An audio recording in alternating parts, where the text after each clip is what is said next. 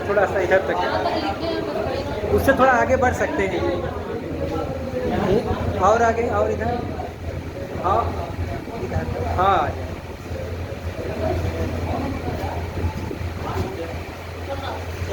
हाँ देखिए, कल हमसे गलती हुआ था ये, जो 83 नंबर क्वेश्चन है ना, उसमें यहाँ पे कहा था कि डिहाइड्रेशन करें।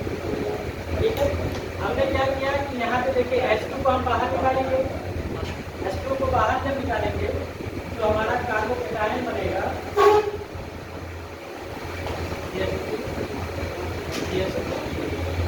ये कार्बोकेटायन बनता है। ये हमारा 1 डिग्री कार्बोकेटायन बनता है।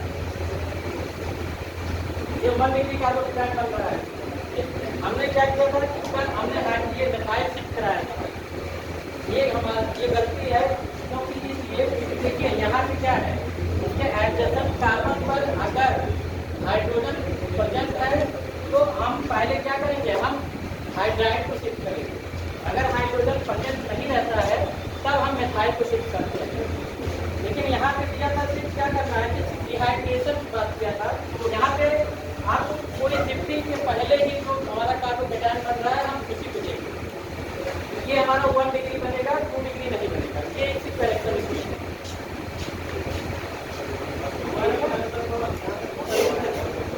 यहाँ पे तो सही है। इसके बाद हमने क्या किया, मिथाइल शिफ्ट करा दिया था। ये हमारी गलती है। ये गलती इसलिए है क्योंकि अगर हम शिफ्ट करेंगे पहले, क्योंकि इसके पास हाइड्रोजन कार्बन के पास देखिए ये हाइड्रोजन उपलब्ध है, तो हमेशा जब अगर शिफ्टिंग रीअरेंजमेंट की बात करेंगे तो हम क्या करते हैं, हाइड्राइड को हम प्रियॉरिटी देते हैं किससे, मिथाइल। ठीक है, इससे पहले हम हाइड्राइड को शिफ्ट करेंगे। अगर इसके पास हाइड्रोजन उपलब्ध है तो हम हाइड्राइड शिफ्ट करेंगे। अगर हाइड्रोजन उपलब्ध नहीं है तब हम जाके मिथाइल शिफ्ट करते हैं।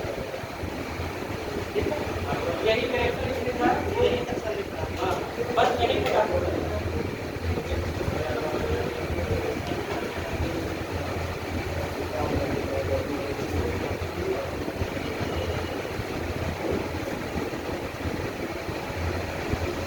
आगे आइए देखते हैं 2003 का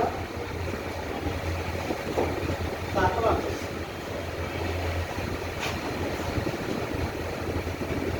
ये रिएक्शन दिया है,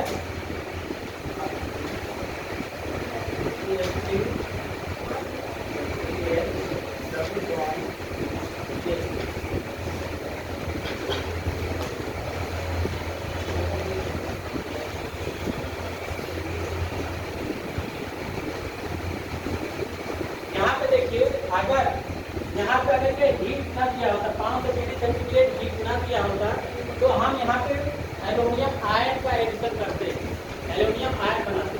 लेकिन पहले हम यहाँ पे देखें कि अगर ये हीट दिया हुआ कंडीशन है, हीट दिया है, तो जो हमारा एलाइलिक कार्बन होगा वहाँ पे हम एडिशन करेंगे। एलाइलिक कार्बन कैसे देखते हैं, ये जो डबल बॉन्ड है, डबल बॉन्ड के बगल वाला जो कार्बन होता है वो हमारा एलाइलिक कार्बन होता है। तो हम यहाँ पे इसका रिएक्शन अगर करें, इसको ऐसे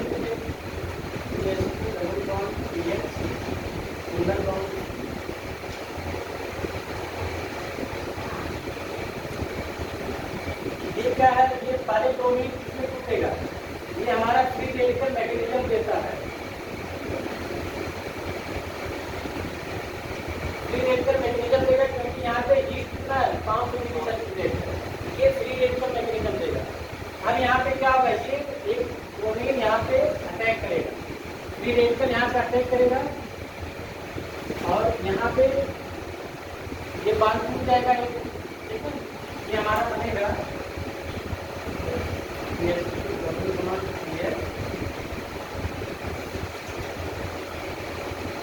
यहाँ पे फ्री रेडिकल। अब यहाँ से फ्री रेडिकल यहाँ पे अटैक कर देगा। यहाँ पे अगर हम ब्रोमीन को अटैक कराएं तो हमारा ब्रोमीन यहाँ पे जाकर जुड़ेगा।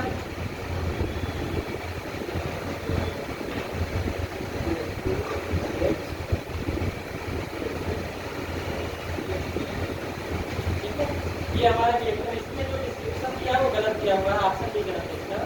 इसका ऑप्शन 3 सही होगा।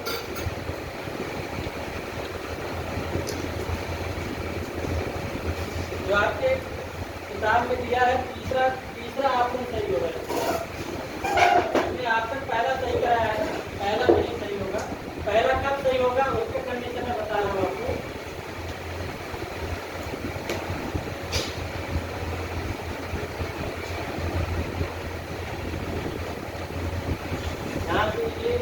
यहाँ पे जाएगा, ठीक है, यहाँ पे अटैक करेगा और यहाँ पे क्या करेगा, यहाँ बाहर निकलेगा।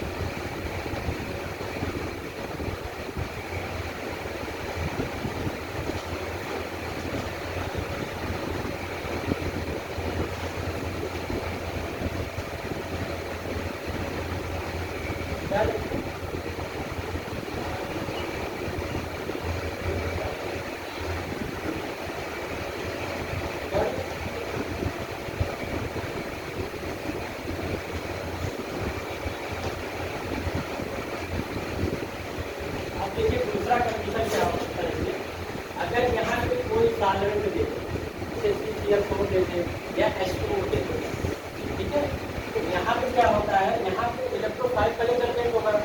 जैसे ये है Br2 जब हम तोड़ेंगे तो एक Br प्लस बनेगा और Br माइनस बनेगा।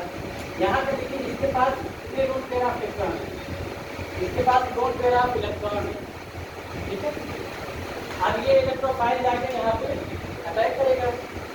अटैक जैसे इसको कैसे करेगा, यहाँ पे अगर हम इस Br+ को अटैक कराएं, इसके पास लोन पेयर ऑफ इलेक्ट्रॉन, ये क्या करता है,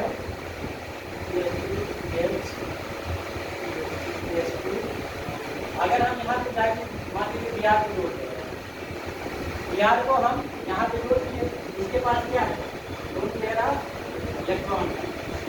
यहाँ पे क्या होगा, जनरेट होगा, क्योंकि हमने कहाँ पे थोड़ा यहाँ पे छोड़ दिया है।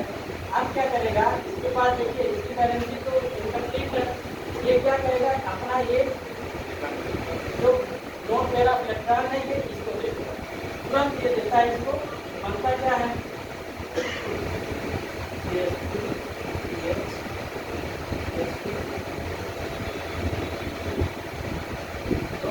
अपना इसको दिया है, यहाँ पे क्या बनेगा, कार्बोकेटायन बनेगा, क्यों, क्योंकि ये अपना लोन पेयर ऑफ इलेक्ट्रॉन इसको दिया है, कार्बोकेटायन कहाँ पे बनेगा, यहाँ पे बनेगा, ठीक है। अब देखिए दूसरा यहाँ पे ये जो न्यूक्लियोफाइल है, ये न्यूक्लियोफाइल अब यहाँ पे आके अटैक करता है। अब यहाँ पे न्यूक्लियोफाइल अटैक करेगा, ये देखिए नीचे साइड जुड़ा हुआ है, ये जो न्यूक्लियोफाइल है ये आएगा ऊपर से आके अटैक करता है, इधर से आएगा ऊपर से आके इस पे अटैक करता है। देखिए यहाँ पे आके ये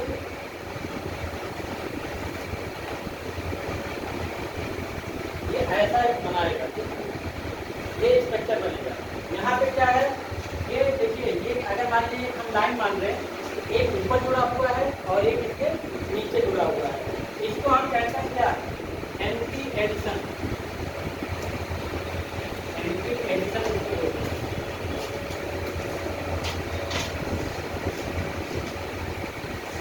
एक चीज हमेशा ध्यान दीजिएगा, अगर जो हमारा न्यूक्लियोफाइल है, हमारा न्यूक्लियोफाइल कौन है, ये वाला प्रोटीन है, ठीक, ये वाला प्रोटीन, ये अगर मोर सब्स्टिट्यूटेड कार्बन पे जाके अगर ऐड होता है, मोर सब्स्टिट्यूटेड कार्बन पे अगर जाके ऐड होता है तो वो मार्कोनी-काफ नियम का फॉलो करता है। मार्कोनी-काफ का नियम यही कहता है कि जो हमारा इलेक्ट्रोफाइल होगा वो कहाँ पे अटैक करेगा, जहाँ पे हाइड्रोजन की अधिकता होती है वहाँ पे, और जो हमारा न्यूक्लियोफाइल होगा वो वहाँ पे जाके अटैक करेगा जहाँ पे मोर सब्स्टिट्यूटेड, जहाँ पे हाइड्रोजन की कमी होती है। यहाँ पे देखिए ये मोर सब्स्टिट्यूटेड क्या है, कार्बन, क्योंकि यहाँ पे अगर हम इसका कार्बोकेटायन बनाए तो अगर यहाँ पे हम बनाते हैं तो 1 डिग्री बनेगा, यहाँ पे बनाएंगे तो 2 डिग्री बनेगा, ठीक है। तो न्यूक्लियोफाइल हमेशा कहाँ जाके चुनना चाहेगा, जो मोर सब्स्टिट्यूटेड कार्बन होता है वहाँ पे जाके चुनना चाहेगा। तो ये हमारा, अगर यहाँ पे ये भी पूछ ले कि ये किस नियम को फॉलो करता है, तो आप लिखेंगे मार्कोनी-काफ, मार्कोनी-काफ नियम का फॉलो करता है, ठीक है। अब यहाँ पे देखिए, अगर ऐसे ढेर सारे जितने भी रिएक्शन हमने, जैसे मान लीजिए हम ले सकते हैं क्या, ICl भी ले सकते हैं। ICl में देखिए क्या होगा, इलेक्ट्रोफाइल हमारा क्या बनेगा, I प्लस बनेगा, और ये इलेक्ट्रॉन माइनस, क्योंकि ये मोर इलेक्ट्रोनेगेटिव है। मोर इलेक्ट्रोनेगेटिव एटम जो होते हैं वो नेगेटिव चार्ज को अपने पास रखना चाहते हैं। इसके बाद देखिए लोन पेयर ऑफ इलेक्ट्रॉन है, ठीक है। जैसे अब आप कह रहे हैं NOCl, ठीक है, NOCl। यहाँ पे देखिए ऑक्सीजन क्या है, मोर इलेक्ट्रोनेगेटिव है। उसके बाद क्लोरीन है, सबसे कम इलेक्ट्रोनेगेटिव कौन है, नाइट्रोजन है। पॉजिटिव चार्ज किस पे आएगा, नाइट्रोजन पे आएगा। यहाँ पे जो बनेगा हमारा ये इलेक्ट्रोफाइल हमारा ये बनता है, और न्यूक्लियोफाइल ये बनता है। अगर हम एक और रीजन देंगे, जैसे आप HCl, ये OMBM रिएक्शन आप देख सुने होंगे, ऑक्सीमर्क्यूरेशन एंड लिग्निफिकेशन, ठीक। यहाँ पे अगर हम इसको तोड़ेंगे, इसका स्ट्रक्चर ऐसे बनता है, HCl,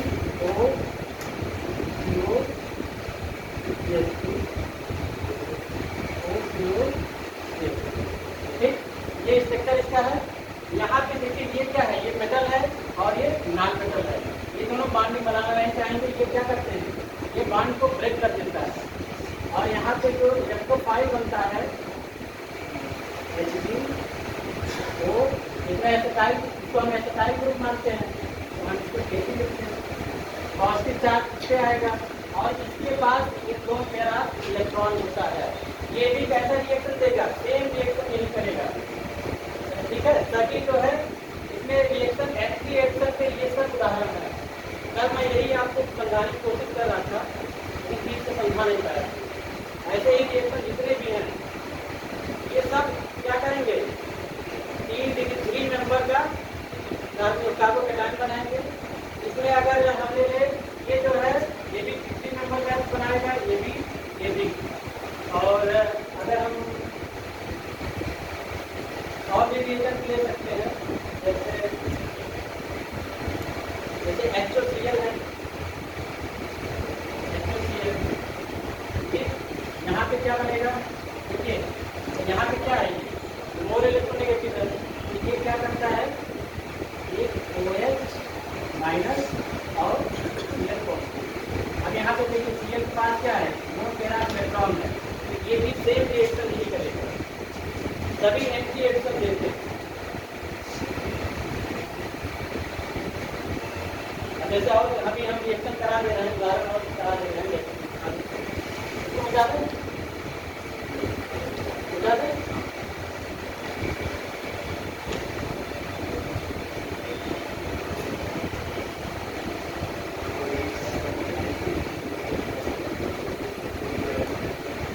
जैसे अगर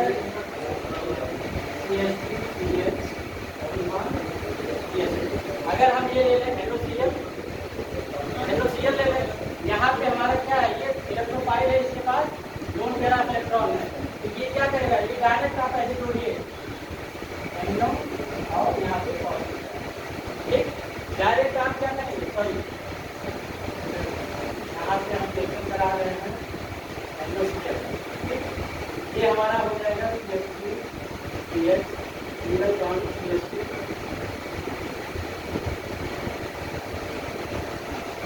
ये बनेगा, ठीक है। अब यहाँ पे जब ये बन गया, यहाँ पे हमारा न्यूक्लियोफाइल क्या बना है, न्यूक्लियोफाइल हमारा क्लोरीन है। क्लोरीन हमेशा आएगा किधर से, ऊपर से आके अटैक करता है। अगर यहाँ पे हम अब यहाँ पे क्लोरीन माइनस का रिएक्शन कराएंगे, तो ये ऊपर से आके मोर सब्स्टिट्यूटेड कार्बन पे अटैक करेगा, ये हमारा बना देगा CH3CH और CH2, ठीक है।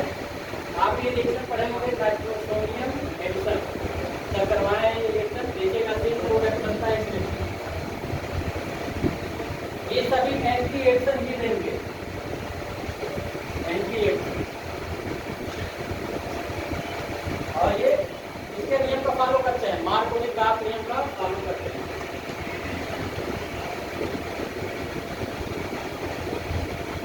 अच्छा ढेर सारे जितने भी हमने कराया सब में आप देखेंगे सेम यही रिएक्शन रहेगा और सब जो है एंटी रिएक्शन देंगे मार्केट में आपका नियम पास करेंगे।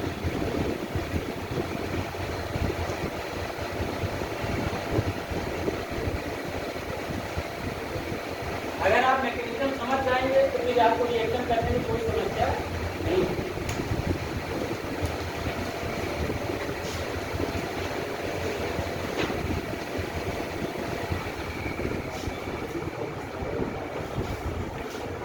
पीजीटी वाले जितने लोग हैं सभी लोग इस जो है जितना भी मैकेनिज्म है आप इस हिसाब से जोड़िएगा। ये बहुत इंपॉर्टेंट सब क्वेश्चन है।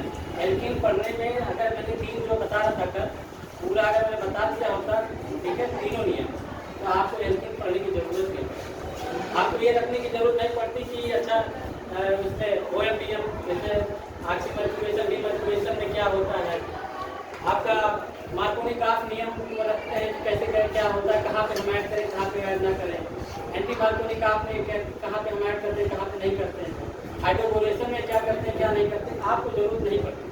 ये सेकेंड टाइप का रिएक्शन था। इसमें इस टाइप के जितने जिनके पास ऐसे इलेक्ट्रोफाइल जिनके पास लोन पेयर ऑफ इलेक्ट्रॉन होगा वो एंटी रिएक्शन देंगे और सेम इसी तरीके से रिएक्शन करते हैं। ठीक है, आगे कभी जरूरत पड़ेगी तो मैं बता दूंगा। आगे क्वेश्चन अगला देखते हैं।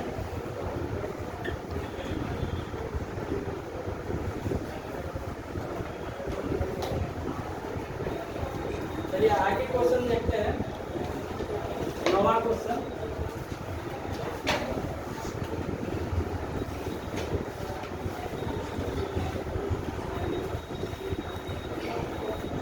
इसमें कह रहा है कि which of the following statement is false।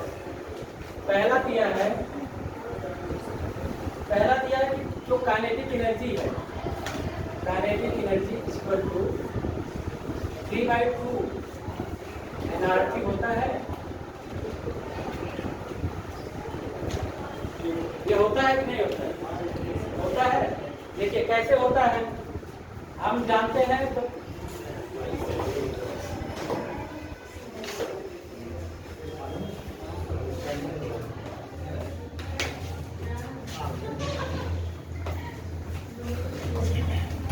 PV equal to 1/3 NM C²। ये होता है ठीक।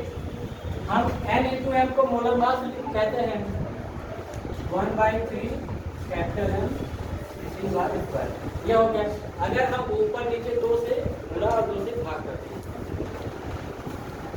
2 से अगर हम मल्टीप्लाई ऊपर कर दिए और नीचे 1/2 से डिवाइड कर दिए ये हो गया। ठीक है, अब ये देखिए ये क्या है हमारा काइनेटिक एनर्जी है।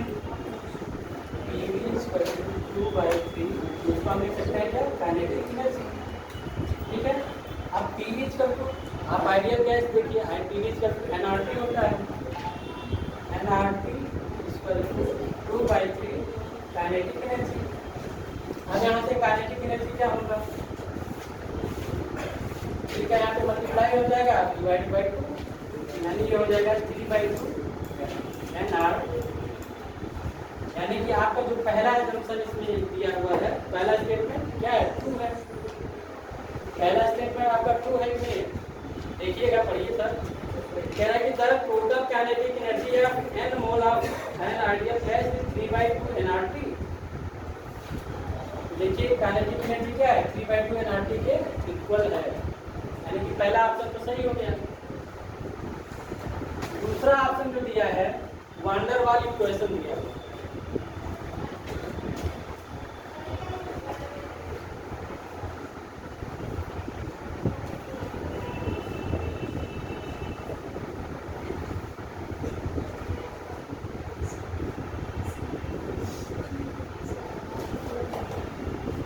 दूसरा इक्वेशन है वांडर वाल equation for n mole of a real gas is ये भी सही है। अच्छा इसमें ये क्या है और ये कहाँ से आया कांस्टेंट ये और भी तो कांस्टेंट है। ये और भी वांडर वाल तो कांस्टेंट है यहाँ पे। लेकिन अगर हम इसकी बात करें पूरे की बात करते हैं ठीक है ये आप जब आइडियल गैस का पढ़ते हैं तो आइडियल गैस के बारे में kinetic theory of ideal gas, तो उन्होंने क्या कहा था कि अगर मान लीजिए ये कोई आइडियल गैस का है और ये हम बना दिए ये हमारा आइडियल गैस है,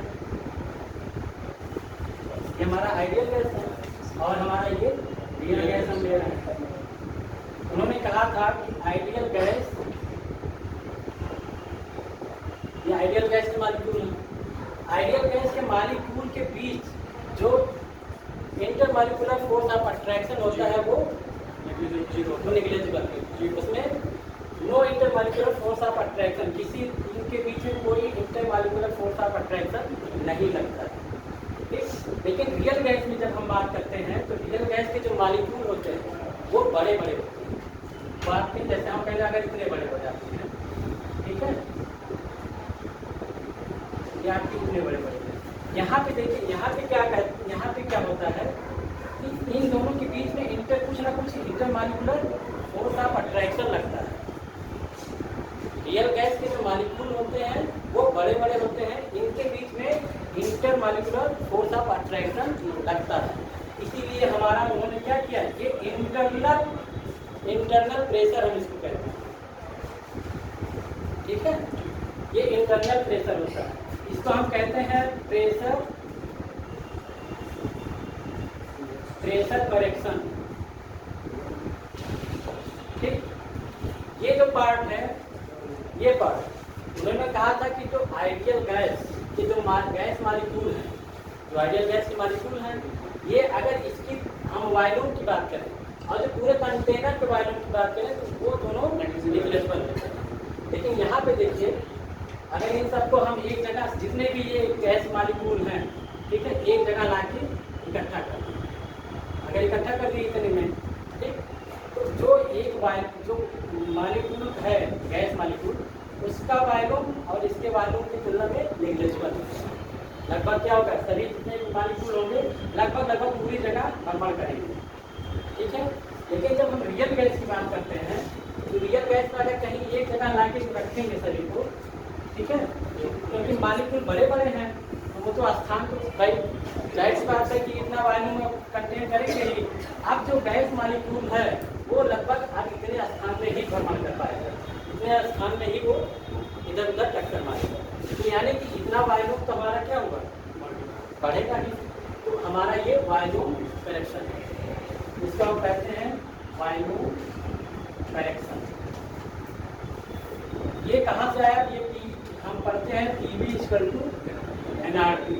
यहाँ पे उन्होंने क्या किया, प्रेशर को इंटरनल प्रेशर के रूप में ये ऐड किया और वॉल्यूम में इतना ऐड किया, ठीक है। रियल गैस में ये चीज, तो हमारा दूसरा ऑप्शन भी सही है, पहला भी सही है और दूसरा भी सही है। तीसरे ऑप्शन की चर्चा करें,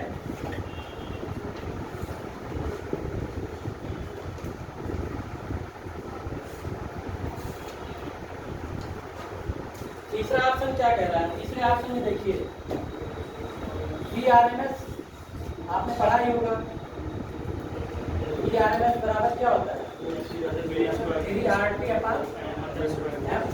में, ठीक,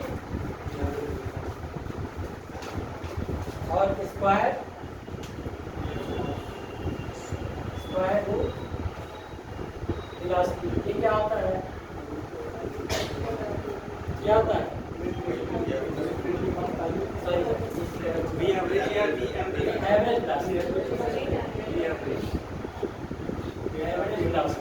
ठीक है।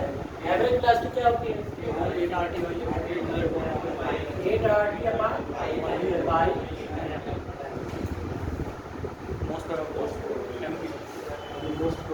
अगर हम MPV की बात करें वो होता है 2RT/m।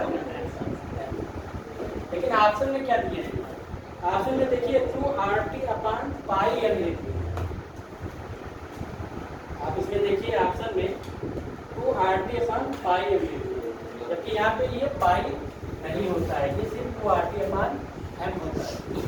तो आपका जो ऑप्शन गलत है, ये आपका गलत यही है, क्योंकि ये क्या होना चाहिए, जो मोस्ट प्रोबेबल स्पीड है वो आपका होना चाहिए था कितना, वो होना चाहिए था आपका 2RT/m, अंडर। ठीक है। चौथा ऑप्शन देखिए क्या कह रहा है कि gas can not be liquefied ever their critical temperature. Critical temperature के ऊपर हम गैस को लिक्विफाइड नहीं कर सकते। इसी को हम क्या कहते हैं, इसको यही क्रिटिकल टेम्परेचर भी है, उसके ऊपर हम किसी भी गैस को लिक्विफाइड नहीं कर सकते। यही ऑप्शन सही है। तो आपका ऑप्शन तीसरा गलत है। हाँ, गलत ऑप्शन इसने दिया है। ठीक है। 10 नंबर देखिए, कह रहा टेम्परेचर डिपेंडेंट कौन होता है। टेम्परेचर पे डिपेंड करता है कौन, मोलैलिटी। नहीं करता है, सॉरी, नॉट टेम्परेचर पे डिपेंड नहीं करता। हम कह रहे हैं टेम्परेचर पे molality does not depend upon, does not depend upon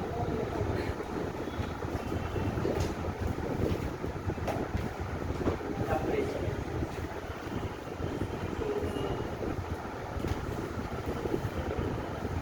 जो मोलैलिटी होता है वो टेम्परेचर पे डिपेंड नहीं करता।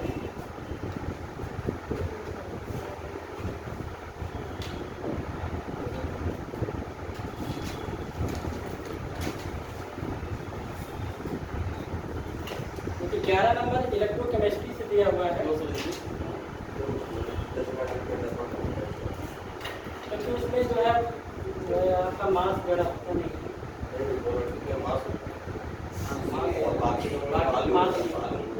हाँ, सबसे बाद इसमें मास जो है इसमें होता है, इसलिए डिपेंड।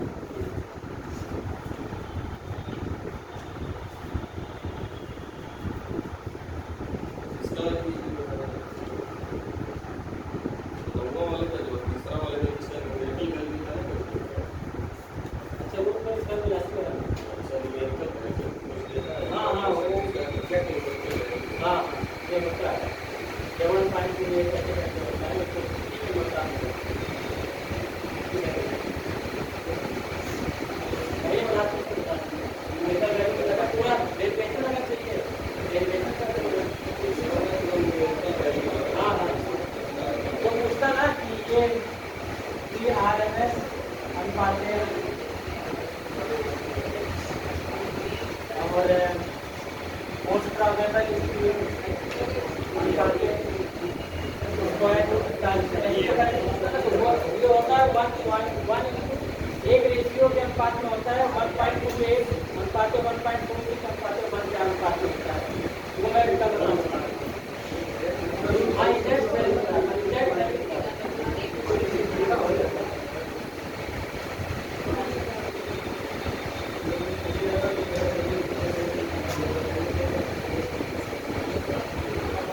ये देखिए इलेक्ट्रोकेमिस्ट्री का एक क्वेश्चन क्या हुआ है, इसमें देखिए क्या कर रहे हैं, Ac plus electron plus A। इसके लिए जो ई सेट की वैल्यू है उन्होंने क्या है 0.802। दूसरा है CO2 प्लस कंट्रोल इलेक्ट्रॉन, ये कितने बराबर पड़ा है CO2 पे, और इसकी वैल्यू है नॉट सेट की वैल्यू 0.34। हमने पढ़ा है, इसको अगर साफ करें, हमने पढ़ा है अगर टोटल चलन की हम सेक्शन को कंप्लीट करें तो ई से इक्वल टू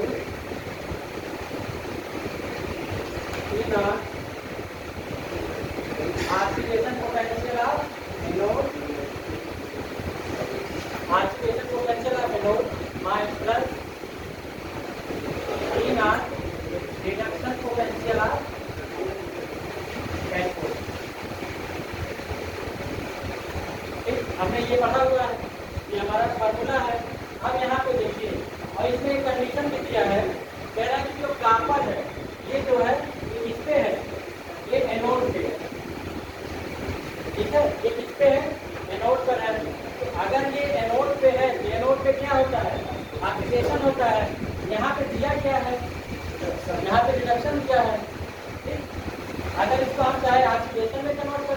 अगर ऑक्सीडेशन में कन्वर्ट करें तो ये हमारा क्या होगा, इसी को हम उल्टा कर देते हैं।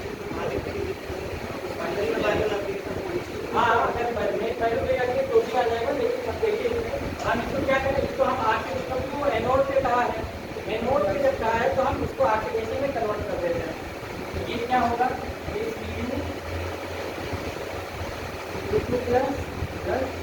इलेक्ट्रॉन, और ये वैल्यू जो इनिशियल की वैल्यू है ये उल्टा हो जाएगी। तो 3 की वैल्यू क्या आ जाएगा, -0.34, ये नेगेटिव हो जाएगी वैल्यू। अब यहाँ पे हम रख सकते हैं ना ये वैल्यू, यहाँ पे अगर हम इसी फार्मूले में रखते हैं तो यहाँ पे हमारा ऑक्सीडेशन, ये ऑक्सीडेशन है, ऑक्सीडेशन की वैल्यू कितनी है, -0.34। ये हमारा रिडक्शन है क्योंकि ये कैथोड पे है, कैथोड पे हमेशा रिडक्शन होता है। ये वैल्यू हम ऊपर रखते हैं +0.0, ठीक है, ठीक है। अब इसमें से आप इतना हटा दीजिए, ये वैल्यू आ जाएगी 0.464।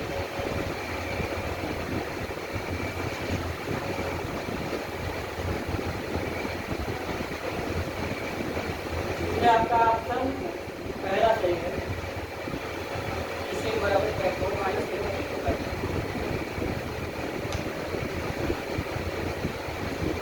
हाँ, ये तो आप कर सकते हैं। आप इसको अगर नेगेटिव करेंगे, ठीक है, इसको आप ऐसे भी लिख सकते हैं ना, इससे बराबर, इसको आप क्या करेंगे, रिडक्शन को इसमें कैथोड से, ठीक है। अब ऑक्सीडेशन क्या होता है, ये हमारा एनोड पे ऑक्सीडेशन होता है, तो इसको हम क्या करेंगे, बस यहाँ पे माइनस लगाते हैं और इसको हम रिडक्शन पोटेंशियल में चेंज करें, तो यहाँ पे माइनस आएगा, क्योंकि ऑक्सीडेशन को हम किससे कन्वर्ट करेंगे, जब रिडक्शन में कन्वर्ट करेंगे तो क्या आ जाएगा, रिडक्शन पोटेंशियल ऑफ एनोड। ये फार्मूला ये भी आपका है, आप जिस पे करना चाहें, आप जिस पे करना चाहें इससे आप कर सकते हैं।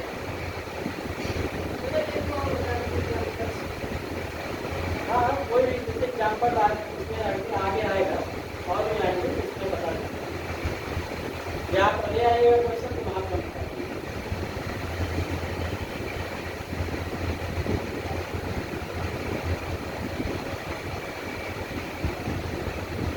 जैसे ये यहाँ पे क्या था, ये देखिए रिडक्शन पोटेंशियल था ना, यहाँ पे जो पहला दिया था ये क्या था, ये रिडक्शन एनोड पे क्या हो रहा है, ये रिडक्शन हो रहा है। तो हम इस फार्मूले में अगर क्या करना है, इससे पहले हम माइनस लगा दें और यही वैल्यू सेम रख दें। देख लीजिए ऐसे ही अगर रख दे रहे हैं, इससे इसकी वैल्यू क्या हो गई, इससे आपका दिया हुआ है कितना, ये कैथोड है पहला, कैथोड से हमारा रिडक्शन होता ही है, इसकी वैल्यू हम पूरा रख देंगे 0.80, यहाँ पे माइनस लगा है, माइनस, और हमारा ये देखिए यहाँ पे देखिए ये क्या हुआ वैल्यू, ये रिडक्शन पोटेंशियल की वैल्यू दिया हुआ है, यहाँ पे सीधे वही होगी, तब तो 0.6। आप किसी भी तरीके से कर सकते हैं, कोई भी। आपको बस क्या करना है, आपको बस इतना जानना है, एनोड पे हमारा ऑक्सीडेशन होता है, कैथोड पे हमारा रिडक्शन होता है, और इस रिएक्शन को आप देखिए कहाँ पे क्या हो रहा है, यहाँ पे देखिए इसका ऑक्सीडेशन नंबर क्या है, 1 है, यहाँ पे 0 है। ऑक्सीडेशन नंबर अगर यहाँ पे देखिए, यहाँ पे 1 है, यहाँ पे 0 है, यहाँ पे 2 है और यहाँ पे 0 है, यानी कि 1 से 0 जा रहा है, यानी कम हो रहा है, 1 से 0 हो रहा है यानी कम हो रहा है, ये मेरा रिडक्शन हुआ। यहाँ भी देखिए 2 से 0 में जा रहा है, यहाँ भी रिडक्शन किया है, ठीक। आप चाहे इसको लगाइए चाहे आप इसको लगाइए, आप दोनों से, अगर दोनों रिडक्शन दिया है रिडक्शन वाला ये वाला फार्मूला बस क्या होगा, बीच में निगेटिव वैल्यू आ जाएगी, यहाँ पे बीच में निगेटिव रख दिया है माइनस। अगर आप ऐसे करना चाहें इससे ऑक्सीडेशन आप पहले से निकाल लीजिए, जैसे ये रिडक्शन दिया है इसका ऑक्सीडेशन निकाल लीजिए, ठीक है।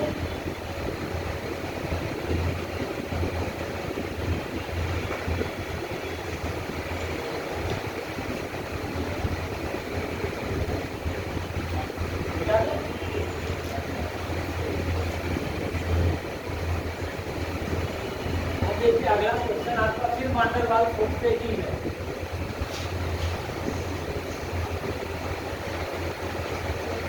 इसमें पूछना है ए की value, van der Waals equation with maximum in, A की वैल्यू पूछा है।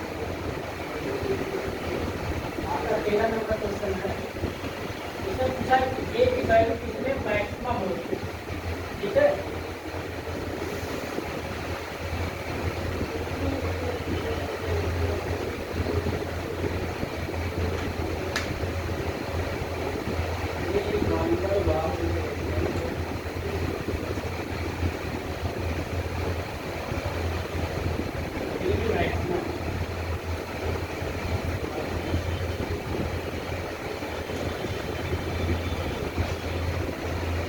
ऑप्शन आपका क्या है,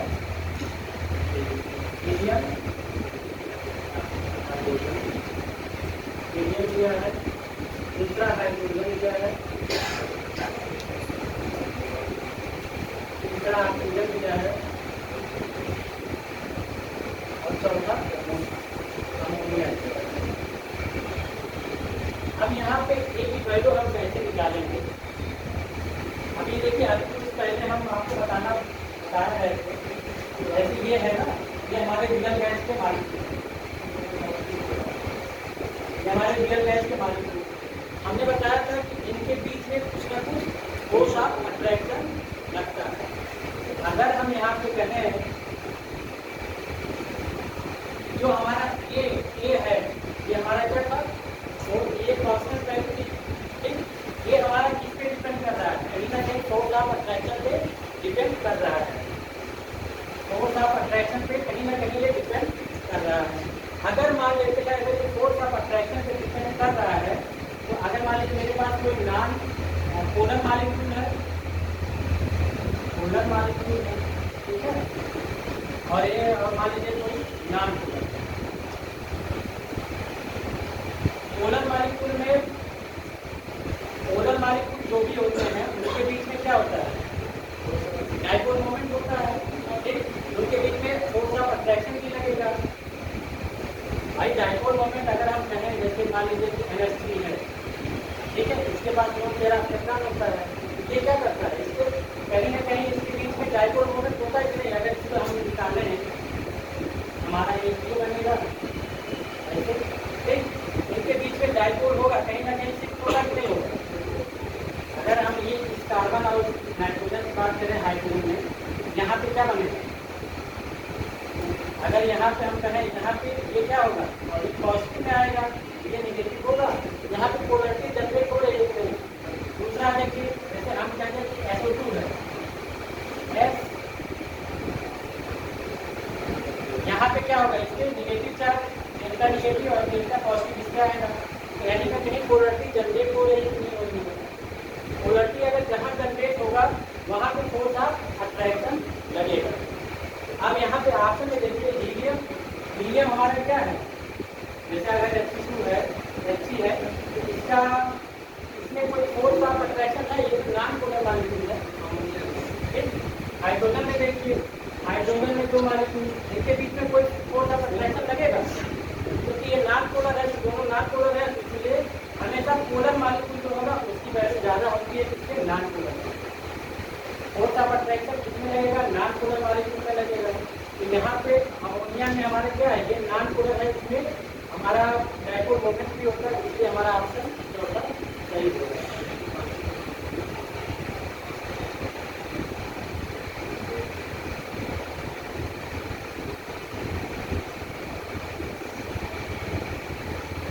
अच्छा अगर यहीं पे डायरेक्ट अगर दे दे यही ऑप्शन में, अगर आपकी खाली टोटल नॉन पोलर मॉलिक्यूल दे दे तब आप कैसे करेंगे, जैसा अगर नहीं दिया,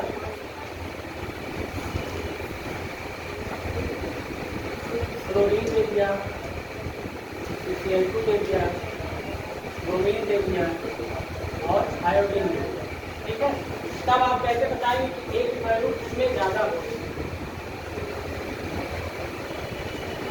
बताइए।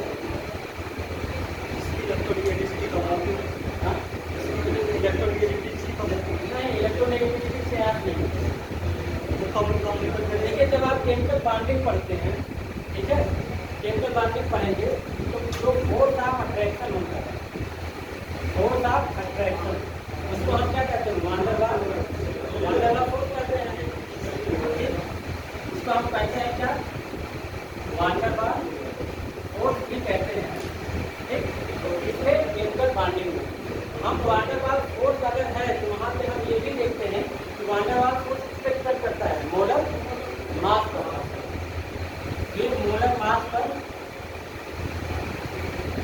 डिपेंड करता है वान डेर वाल्स फोर्स। तो अब यहाँ पे हम देखें कि इसका मोलर मास सबसे ज़्यादा है, तो जिसका मोलर मास सबसे ज़्यादा होगा वहाँ उसकी वैल्यू सबसे ज़्यादा, सबसे ज़्यादा ये वैल्यू। अगर यही हम बी की बात कर रहे हैं, अगर हम मान लीजिए यही है सेम यही आपका आपने दिया है और है किसकी वैल्यू, बी की वैल्यू सबसे ज़्यादा किसकी होगी, ठीक है, बी की वैल्यू सबसे ज़्यादा किसकी होगी, बी की वैल्यू बी मैक्सिमम होगा कितनी, कौन बताइए।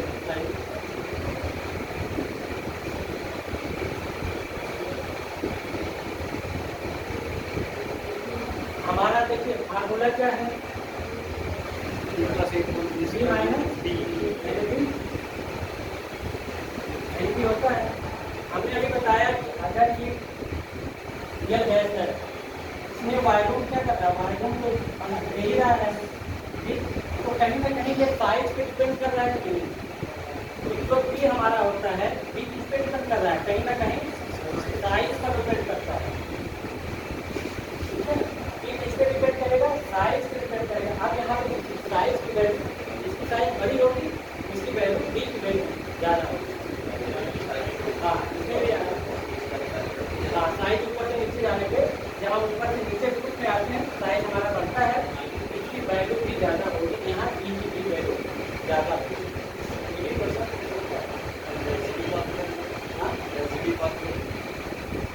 एमसीक्यू को आपका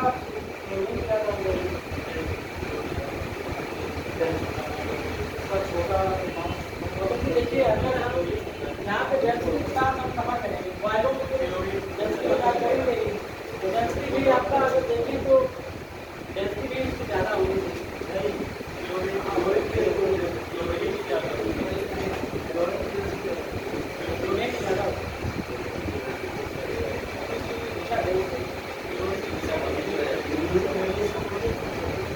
अभी ये क्वेश्चन कहीं मिला नहीं है, हमको बस एक दो क्वेश्चन मिले, एक वैल्यू क्या होगी देखते हैं। अगर डेंसिटी की बात कर रहे हैं तो डेंसिटी की वैल्यू